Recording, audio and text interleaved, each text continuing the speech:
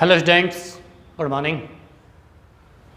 Class 10th, your chapter is on progress named footprints without feet. बिना पैरों के ही पद चिन्ह। चलिए चैप्टर को प्रारंभ करते हैं। चैप्टर प्रारंभ करने से पहले I suggest to all of you, आप सभी को मेहनत करनी है, स्टडी को जारी रखना है, थकना नहीं है, रुकना नहीं है जब तक आप अपने लक्ष्य को प्राप्त ना कर लो। और सबसे बड़ी बात, आप अपने रिलेशन में, रिलेटिव्स में, फ्रेंड्स में इन वीडियोज़ को शेयर करें, इसलिए कि आपके साथी भी इनका अधिक से अधिक लाभ उठा पाएँ। केवल और केवल बच्चों के लाभ के लिए, बच्चों के बेनिफिट के लिए इतने समय से हम प्रयास कर रहे हैं और इस प्रयास में सफल भी हुए हैं। ओके डियर्स, चलिए आप अपनी बुक उठाइए और प्रीवियस क्लास में जहां हमने छोड़ा था उससे आगे चलते हैं। पेज नंबर 23, ऊपर का पैरा है ऑल ऑफ ए सडन, अचानक, यहां से है। You can watch at the screen और at your book. All of a sudden, अचानक, मिसेज हॉल हेयर्ड, श्रीमती हॉल ने हेयर्ड माने सुना। प्यारे बच्चों, यहां तक ये आपका ये कंप्लीट हो चुका है कि किस प्रकार से ये जो आपका चैप्टर है, एक ग्रिफिन नामक साइंटिस्ट है, ग्रिफिन नामक वैज्ञानिक है, वो किस प्रकार से एक ड्रग्स तैयार करता है, एक दवाई तैयार करता है, जो दवाई ह्यूमन बॉडी, मानव शरीर को ट्रांसपेरेंट कर सकती है, मानव शरीर को पारदर्शी बना सकती है। ये उसमें है। और उसने ये ड्रग्स तैयार किया था, स्वयं ही उस पर प्रयोग किया था, वो गायब हो गया था। हालांकि उसका शरीर इतना ही सॉलिड, इतना ठोस रहा था जितना कि एक शीशा होता है, कांच होता है, कांच शीशा जिसके आर पार देखा जा सकता है, लेकिन ठोस होता है। उसने कितना बेकार या बुरा काम किया था, कितना क्रिमिनल पूर्ण काम किया था, अपराधी जैसा काम किया था। ये आपका प्रश्न भी बनता है। Griffin was a lawless person, Griffin एक कानून विरोधी आदमी था। कैसे? तो ये सारे काम कानून विरोधी थे कि उसने अपने मकान मालिक के मकान में आग लगा दी थी बदला लेने के लिए। इन रिवेंज ही सेट फायर। दूसरा, वह एक रेस्टोरेंट में चला गया था और वहाँ उसने अपने गायब होने के कारण जो लाभ उठाया था, वहाँ फ्री ऑफ कॉस्ट खाना खाया था, और जब वहाँ के नौकर उसके पीछे पड़े थे तो उसने अपने कपड़े उतार दिए, वो गायब हो गया। और अंत में वो एक थिएट्रिकल कंपनी, एक नाटक कंपनी में गया था, वहाँ उसने एक टोपी ली थी, गायब हुआ था, टोपी ली थी, कुछ मूछें, नकली नाक भी उसने लगाई थी, चश्मे भी उसने लगाए थे जिससे कि वो दिखने लग गया था। और जब उसके पीछे दौड़े थे उसको पकड़ने के लिए, तो उसने दुकानदार को सिर में चोट मारी और बेहोश हो गया था, वो भाग गया था। और भाग करके वो इपिंग नामक गांव में चला गया था, जहाँ एक धर्मशाला में, एक सराय में वो रुका था। सराय में भी उसने धन निकालने की कोशिश की थी, मतलब धन निकाला था। पहले तो उसने कहा था मेरे पास धन नहीं है, और फिर बाद में अचानक से वो धन प्रवेश करता है। वो जो आपका पुजारी था, उसके स्टडी रूम में से उसने पैसा निकाला था दराज में से, वो आवाज़ उन्होंने सुनी थी। वहाँ से आगे आपका ये चैप्टर प्रारंभ हो रहा है। ऑल ऑफ ए सडन, अचानक, मिसेज हॉल, श्रीमती हॉल ने हेयर सुना, ए स्निप मन एक छींक, क्लोज टू हर ईयर, अपने कान के निकट एक छींक सुनी। स्निप माने छींकना भी होता है, स्निप माने तेज सांस जो चलती है उसको स्निप बोलते हैं। ए मोमेंट लेटर, एक क्षण के बाद, ही the hat on the bedpost leaped up and dashed itself into her face.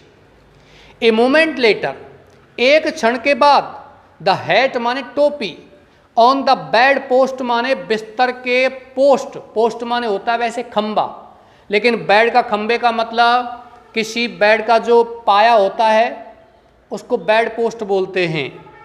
Leaped up माने उछली, एंड डैश्ड इटसेल्फ और स्वयं टकराई इनटू हर फेस, उसके चेहरे से। किसके चेहरे से? श्रीमती हॉल के चेहरे से।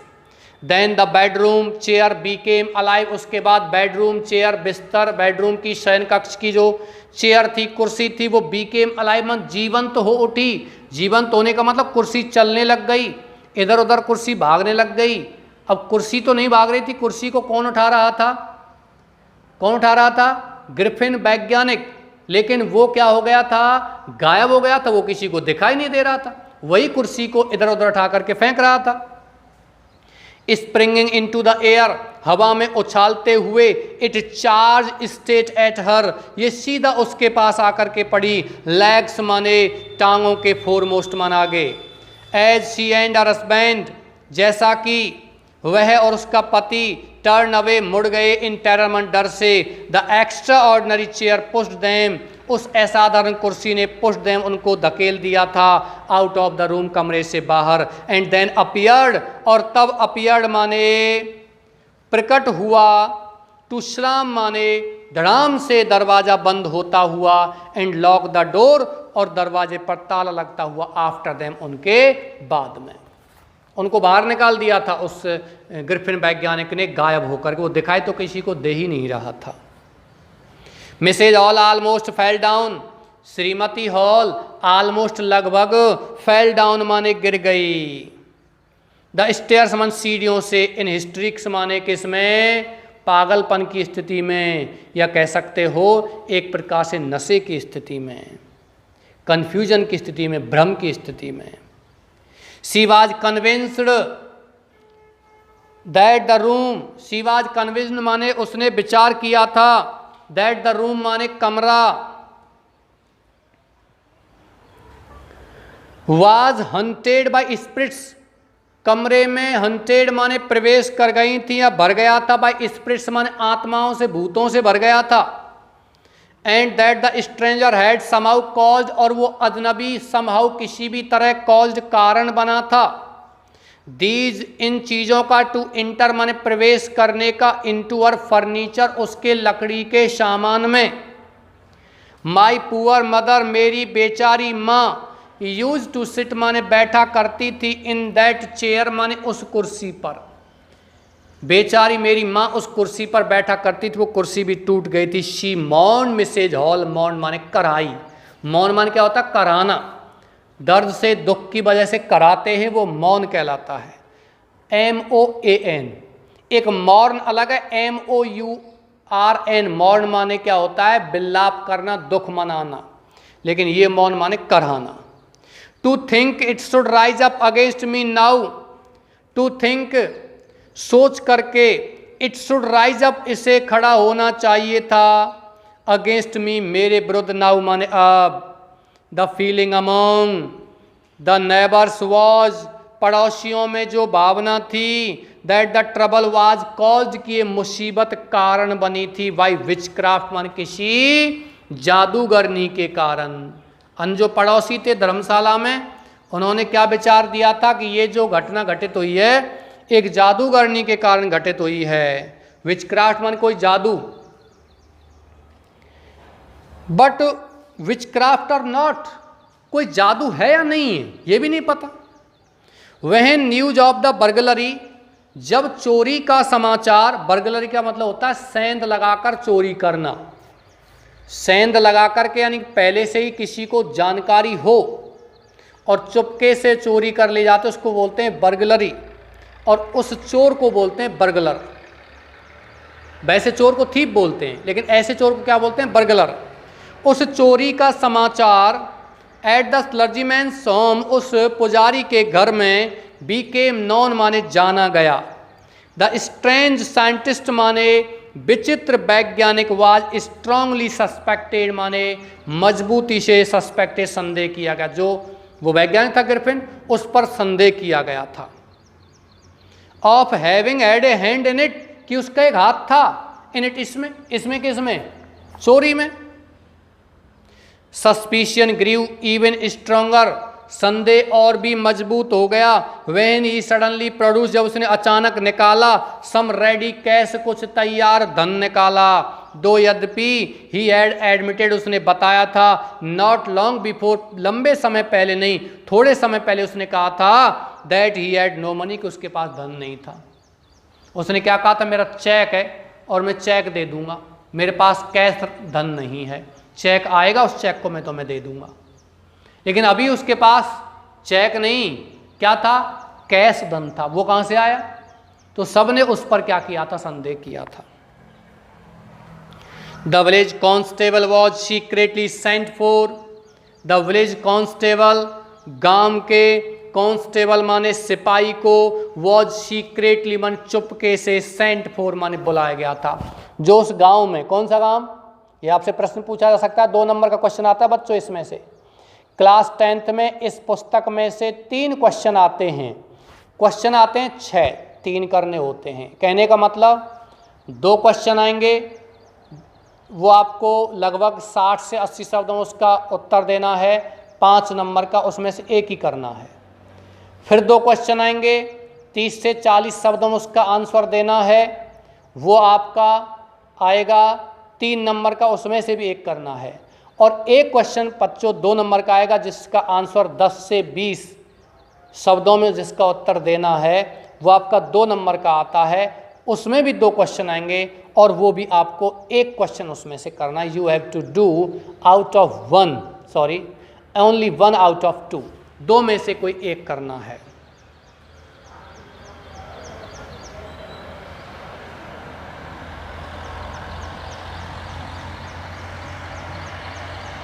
तो गांव का जो सिपाही था उसको चुपके से बुलाया गया था, सेंट फॉर, ये पहले भी स्पेलिंग आ चुकी है। सेंड माने भेजना और सेंड फॉर माने बुलाना। ग्रोइंग अप पेन्स में लेखक कहता है कि वो माता पिता जबरदस्ती किसी डॉक्टर को बुलाते हैं। They send for a doctor, वो डॉक्टर को बुलाते हैं, who pumps all sorts of medicine into my system, जो डॉक्टर जबरदस्ती मेरे शरीर में सभी दवाइयों को डाल देता है। Instead of waiting for the constable, इंतजार करने के बजाय, फॉर द कांस्टेबल मान सिपाही का इंतजार करने के बजाय, मिसेज हॉल, श्रीमती हॉल वेंट, गई टू द साइंटिस्ट, वैज्ञानिक के पास, हु हैड समहाउ, जो किसी भी प्रकार से, मिस्टीरियसली माने रहस्यमय तरीके से, अपीयर्ड प्रकट हो गया, फ्रॉम हिज एम्प्टी बेडरूम, अपने एम्प्टी माने खाली, बेडरूम माने कमरे में, शयन कक्ष में। वो तो बाहर थे, अभी वो अंदर से आए थे, कमरे में से कोई नहीं था, केवल कुर्सी चल रही थी, टोपी उछल करके उनके सामने जाके लगी थी और कमरे में कोई नहीं था। तो उन्होंने, वो बाहर निकल गए थे, दरवाजा क्या हो गया था, बंद हो गया था। अब अंदर तो कोई नहीं है भाई, अंदर कोई नहीं था, दिखाई नहीं था, वो बाहर थे तो वही बात कर रहे थे। फिर अचानक से श्रीमती हॉल ने दरवाजा खोला और अंदर गया। अंदर गई तो उसने देखा कि वहां क्या था, वैज्ञानिक बैठा था। वो कहां से आ गया अचानक से?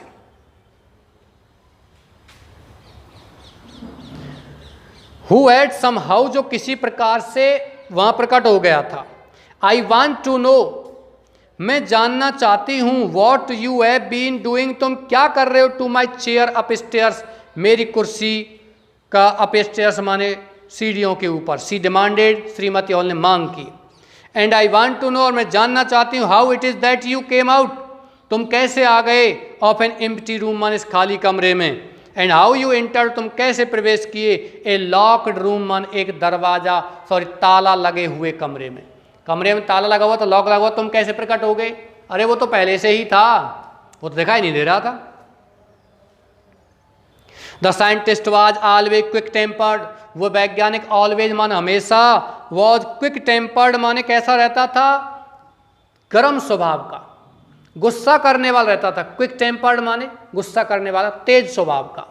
वैसे क्विक मान तेज और टेम्पर मान क्या होता है? स्वभाव। क्विक टेम्पर मान तेज स्वभाव का था। Now he Beckham furious, now अब ही बीकेम वह हो गया, फ्यूरियस माने क्रोधित। कौन हो गया क्रोधित? कौन हो गया क्रोधित? वो वैज्ञानिक। कौन सा? ग्रिफिन। जब उससे श्रीमती हॉल ने पूछा था कि तुम अचानक से इस कमरे में कैसे प्रकट हो गए। यू डोंट अंडरस्टैंड, तुम नहीं समझते हो, हु और वॉट आई एम, मैं कौन हूं। क्या कहा उसने वैज्ञानिक ने? कि तुम जानते नहीं हो, तुम समझते नहीं हो। हु और वॉट, कौन और क्या, आई एम, मैं हूं। ही शाउटेड, वह चिल्लाया। वेरी वेल, ठीक है, आई विल शो यू, मैं तुम्हें दिखा दूंगा। सडनली, अचानक ही थ्रू, उसने फेंका, ऑफ बैंडेज माने किनको? पट्टियों, अपने सिर में और जो हाथों पर और शरीर में जो पट्टियां बांध रखी थी वो उसने फेंक दी। विस्कर्स माने वो दाढ़ी, यानी कि गलमुच्छों को विस्कर्स कहते हैं। गालों के ऊपर जो मूछें होती हैं उनको विस्कर्स बोलते हैं। स्पेक्टिकल, चश्मे, एंड इवन नोज, और नाक भी, जो नकली नाक लगा रखी थी वो नाक भी उसने फेंक दी, जो नाटक कंपनी से लाया था। चश्मे भी फेंक दिए, बैंडेज भी फेंक दी। It took him only a minute, उसको केवल 1 मिनट लगा था, टू डू दिस, इसे करने में। किसे करने में? किसे करने में? पट्टियों को हटाने में, नाक को, नकली नाक को हटाने में, चश्मों को फेंकने में 1 मिनट का समय उसे लगा था। द हॉरिफाइड पीपल, डरे हुए लोग, इन द बार, उस धर्मशाला में, फाउंड देमसेल्फ, उन्होंने पाया, स्टेयरिंग मन, जो घूर करके देख रहे थे, एट ए हेडलेस मैन, एक बिना सिर वाले आदमी पर। क्योंकि वो सारी चीज़ें, चश्मे, नाक, बैंडेज सिर में बंधे हुए थे और उसने कपड़े पहन रखे, सब कुछ दिख रहा था। लेकिन जो ही उसने ऊपर के हिस्से से पट्टी वगैरह, चश्मे वगैरह हटाए तो उसका धड़ ही धड़ रह गया था, यहाँ तक सिर गायब हो गया था, क्योंकि वो तो गायब व्यक्ति ही था। वो बड़े आश्चर्यचकित तरीके से देखने लगे। मिस्टर जेफर्स द कांस्टेबल, श्रीमान जेफर्स द कांस्टेबल मान सिपाही, नाउ अब अराइव्ड, आ गया, एंड वाज क्वाइट सरप्राइज्ड, और वो बिल्कुल आश्चर्यचकित था, टू फाइंड, पा करके, दैट की he had to arrest a man, उसे एक आदमी को गिरफ्तार करना था, विदाउट ए हेड, जो बिना सिर का था। अब तक कांस्टेबल भी आ गया था और उस कांस्टेबल ने क्या देखा कि उसे एक आदमी को गिरफ्तार करना था, लेकिन उस आदमी का सिर नहीं है। But Jeffers was not easily prevented, लेकिन जेफर्स को, जो कांस्टेबल था, ये आपको प्रश्न बनता है 2 नंबर का, what was the name of the constable, उस कांस्टेबल का सिपाही का नाम क्या था? Mister Jeffers. Was not easily prevented, उसे आसानी से नहीं रोका गया था, फ्रॉम डूइंग हिज ड्यूटी, अपना कर्तव्य करने से, अपना ड्यूटी करने से। इफ ए मजिस्ट्रेट्स वारंट, यदि किसी मजिस्ट्रेट का आदेश, वारंट ऑर्डर ए पर्सन्स अरेस्ट, किसी मुंसरफ, मजिस्ट्रेट मान क्या होता है? मुंसरफ का एक न्यायिक आदेश था एक व्यक्ति की गिरफ्तारी का, देन दैट पर्सन, तो उस व्यक्ति को हैड टू बी अरेस्ट माने गिरफ्तार किया जाना था, विद और विदाउट ए हेड, चाहे वो सिर वाला हो या बिना सिर वाला। देयर फॉलोड रिमार्केबल सीन, एक देखने योग्य दृश्य हुआ था। एज द पुलिसमैन ट्राइड, जो ही उस सिपाही ने, जेफर्स ने कोशिश की, to get hold of a man, एक आदमी को पकड़ने की, हु वाज बिकमिंग, जो हो रहा था, मोर एंड मोर इनविजिबल माने ज़्यादा से ज़्यादा अदृश्य हो रहा था, कपड़ों को फेंकता जाता था और अदृश्य होता जाता था। एज ही थ्रू, जो ही उसने फेंके थे, of one garment after another, एक के बाद दूसरे, जो ही उसने एक के बाद एक कपड़े पहने थे, वो आदमी गायब होता जा रहा था।